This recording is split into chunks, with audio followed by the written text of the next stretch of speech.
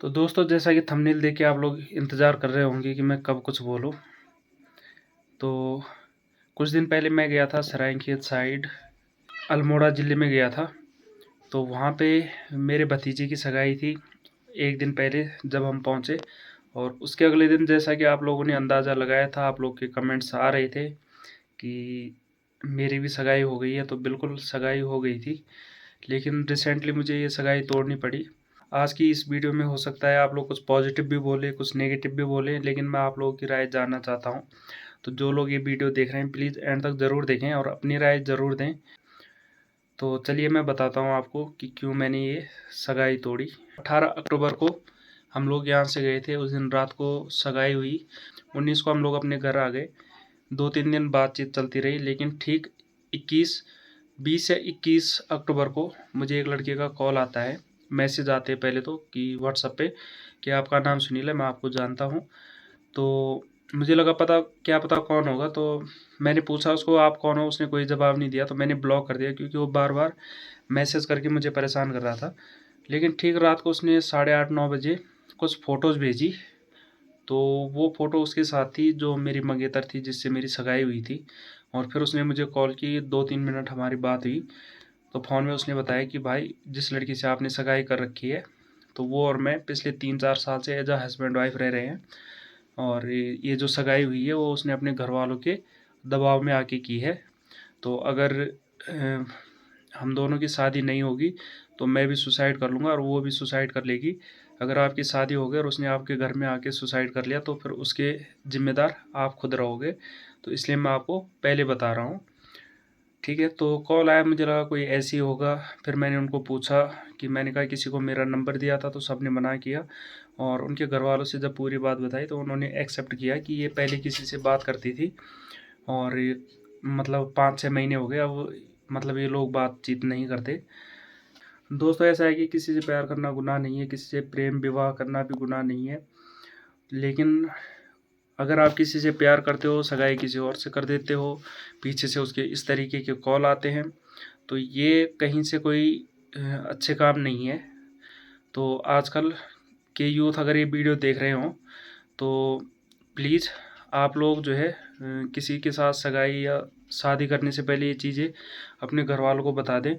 और बड़े बुजुर्ग भी, कोई पेरेंट्स मेरी वीडियो देख रहा हो, तो जब आपके बच्चे शादी के लायक हो जाएं, तो प्लीज़ मतलब माता पिता जो है अपने बच्चों से कॉम्बिनेशन बना के रखें कि अगर वो किसी को चाहते हैं तो खुल के अपनी मन की बात आप लोगों को बताएं, ठीक है? इससे क्या होगा कि कुछ लोगों के साथ आपके रिश्ते ख़राब नहीं होंगे, किसी का टाइम बर्बाद नहीं होगा, और सबसे मेन जो खर्चा होता है वो नहीं होना चाहिए फालतू का। क्योंकि मुझे ही पता है इस सगाई में हमारा कितना खर्चा हुआ था, वो मैं आपको आगे बताऊंगा।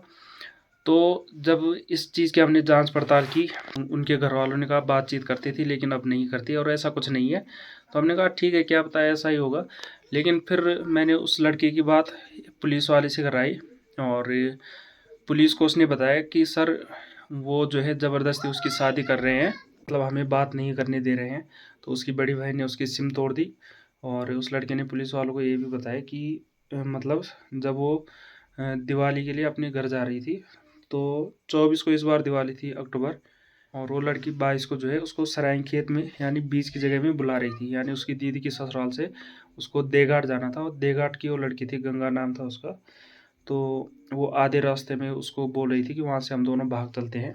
और दोस्तों, हमारी सगाई होने के 2-3 दिन बाद तक ये लोग बात करते रहे। और फिर उसके बाद वो लड़की उस पर दबाव बना रही थी कि सरायखेत में आके मुझे भगा के ले जा। और जबकि वो लड़का रुड़की में जॉब करता है, उसने कहा मेरे पास टाइम नहीं है वहाँ आने का। काय के लिए सर? मैंने कुछ गलती करी नहीं। जब मैं बोल रहा तूने हूँ रात को, आधी रात को तू किसी को कॉल करके बोल रहा है ये है वो है, तेरा क्या मतलब है? मैं कुछ नहीं कर रहा था सर। मैंने लड़की अगर वो मजबूरी में मना कर दी, मैंने कहा एक बार लड़की से बात करा दो। लड़की बोल दी थी तो ठीक है, मैं उसके बाद फ़ोन नहीं करूँगा। लड़की के साथ वो बात नहीं करा रहे थे, मैं उसकी दीदी ज़बरदस्ती कोई मेरे से उससे बात नहीं करा रहे। तो उसने जब लड़की मेरे से फ़ोन कर रही थी, तो दीदी ने उस लड़की का वो वाला सीन तोड़ दिया बस।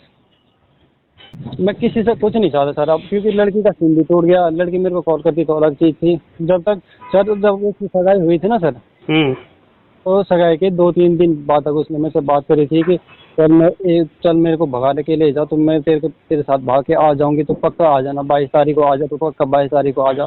ये मेरे पास रिकॉर्ड है सर, उसने मैसेज चैट की है मेरे साथ। मैं चोरी नहीं कर रहा सर। ठीक। तो जब इनको भागना ही था तो सगाई करने का तो कहीं से कोई मतलब नहीं बनता, है ना। और ये बात जो है मेरे दिमाग में खटक गई कि ये बात सही थी कि सिर्फ उसके घर वालों को और मुझे पता था कि ये 22 को जो है अपनी दीदी के ससुराल से अपने देहघाट के लिए जाएगी। और ये जब मैंने उनसे पूछा कि उसको मेरा नंबर किसने दिया, मेरा नाम पता किसने बताया और ये 22 तारीख वाली बात किसने बताई, तो मना करने लगे कि हमने नहीं बताया। तो फिर उनके घर वालों से, उन रिश्तेदारों से हमने ये कहा कि अगर चलो अगर ये बातें झूठी है तो कोई तो इस लड़की की रिस्पॉन्सिबिलिटी लो कि शादी के बाद ये उससे बातचीत नहीं करेगी, या ये लड़की आगे चल चल के मतलब सगाई न तोड़े या शादी न तोड़े। तो उनके रिश्तेदारों ने, उनके घर वालों ने, यहाँ तक कि उनके माँ बाप भी इस बात पे बात करने के राज़ी नहीं थे कि उसकी रिस्पॉन्सिबिलिटी कौन लेगा। तो फ्रेंड्स, जब उसके घरवाले उसकी रिस्पॉन्सिबिलिटी नहीं ले रहे हैं तो मैं कैसे ले सकता था ज़िंदगी भर के लिए। शादी ब्याह ऐसा तो है नहीं कि 1-2 साल चली और फिर बस हो गया। तो मेरे घरवालों ने पूरा मेरे पे छोड़ दिया था कि भाई देख, तू पहले ये सब झेल चुका है, फिर से तुझे वही झेलना है, तो कर ले शादी। कल को हमें मत बोलना कि मेरी सगाई हो रखी थी और आप लोगों की बातों में आके जो है मुझे सगाई तोड़नी पड़ी। तो काफ़ी सोचने के बाद फाइनली मैंने ये डिसीज़न लिया कि मुझे ये सगाई तोड़नी है। और ये वीडियो इसलिए बना रहा हूँ क्योंकि मेरे एक व्यूअर्स हैं देगाड़ साइड की हैं, उन्होंने मैसेज किए थे कि सुनील, आपकी सगाई अगर फिक्स हो गई है तो बता दो, हम आपके लिए कुछ गिफ्ट भेज रहे हैं। तो मतलब वो भी कुमाऊँ की थी, तो वो कह रही थी हमारे कल्चर के हिसाब से मैं आपको कुछ गिफ्ट भेजूँगी।